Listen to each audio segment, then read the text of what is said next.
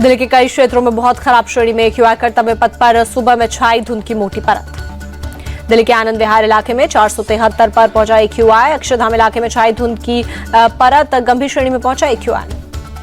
दिल्ली में लाल किला और आसपास के इलाकों में धुंध की परत। चांदनी चौक इलाके में एक्यूआई 349 दर्ज। दिल्ली के अक्षरधाम मंदिर इलाके में आज भी छाई धुंध। दिल्ली का एक्यूआई बहुत खराब श्रेणी में। नई दिल्ली रेलवे स्टेशन पर छाई धुंध की परत। दिल्ली का एक्यूआई बहुत खराब श्रेणी में। दिल्ली की यमुना नदी में बढ़ा प्रदूषण। कालिंदी कुंज इलाके में नदी में तैरते दिखे जहरीले झाग। आगरा में वायु गुणवत्ता मध्यम श्रेणी में। कोहरा में धुंधला नजर आया ताजमहल। मुरादाबाद शहर में सुबह में छाया घना कोहरा। कोहरे के कारण विजिबिलिटी हुई कम। मुंबई में सुबह सुबह छाई धुंध। बांद्रा रिक्लेमेशन में धुंध के चलते विजिबिलिटी हुई कम। प्रधानमंत्री मोदी ने महाराष्ट्र की जीत को विकासवाद सुशासन की जीत बताया। कहा विपक्ष का फरेब नेगेटिव पॉलिटिक्स की हार हुई। मोदी ने कहा महाराष्ट्र ने सारे रिकॉर्ड तोड़ दिए। 50 साल बाद किसी गठबंधन को ऐसी जीत मिली। पीएम मोदी ने कहा महाराष्ट्र में बीजेपी सबसे बड़ी पार्टी बनकर उभरी। महाविकास अघाड़ी से कहीं ज्यादा सीट अकेले बीजेपी को मिली। पीएम मोदी ने इशारों में उद्धव ठाकरे को धोखेबाज बताया। कहा महाराष्ट्र की जनता ने उन्हें चुनाव में सबक सिखा दिया। पीएम मोदी ने एक है तो सेफ है का नारा दोहराया। कहा एकजुटता देश का महामंत्र बन चुका है। जेपी नड्डा बोले इंडिया गठबंधन को भ्रम पैदा हो गया था। विपक्ष को लगा धर्म जाति के नाम पर बांटकर सत्ता में आ जाएंगे। महाराष्ट्र में महायुति की प्रचंड जीत के बाद देवेंद्र फडणवीस का सीएम बनना लगभग तय। तीनों दलों के नेताओं की मीटिंग में लगेगी मुहर। देवेंद्र फडणवीस बोले ये एक है तो सेफ है की जीत। महाराष्ट्र में नहीं चला वोट जिहाद। खुद को मॉडर्न जमाने का अभिमन्यु बताया। देवेंद्र फडणवीस ने कहा कांग्रेस के फेक नैरेटिव की हार हुई। एक साथ मिलकर चुनाव लड़ा, एकता की जीत हुई। सीएम एकनाथ शिंदे ने कहा महाराष्ट्र की जनता ने चुनाव अपने हाथ में लिया और समाज के सभी लोगों ने महायुति पर प्रेम बरसाया। अजीत पवार ने कहा जब से राजनीति में हो किसी गठबंधन को ऐसा प्रचंड बहुमत नहीं मिला। महाराष्ट्र की जनता ने विकास पर मुहर लगाई।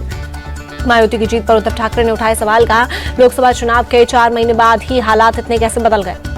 उद्धव ठाकरे ने कहा नतीजे पूरी तरह से अप्रत्याशित और समझ से परे, लेकिन हम महाराष्ट्र के अधिकारों के लिए लड़ते रहेंगे।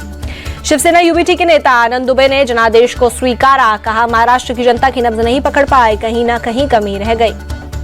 महाराष्ट्र रिजल्ट से हैरान परेशान कांग्रेस महासचिव केशव वेणुगोपाल बोले नतीजे अविश्वसनीय कर रहे हैं जांच। महाराष्ट्र कांग्रेस प्रभारी रमेश चन्नीथला ने कहा चुनाव नतीजे जनता की भावनाओं से मेल नहीं खाते, हम इसे स्वीकार नहीं करते। झारखंड में नहीं खिला कमल। जेएमएम की अगुवाई में महागठबंधन की सरकार रिपीट। हेमंत सोरेन का फिर से मुख्यमंत्री बनना तय।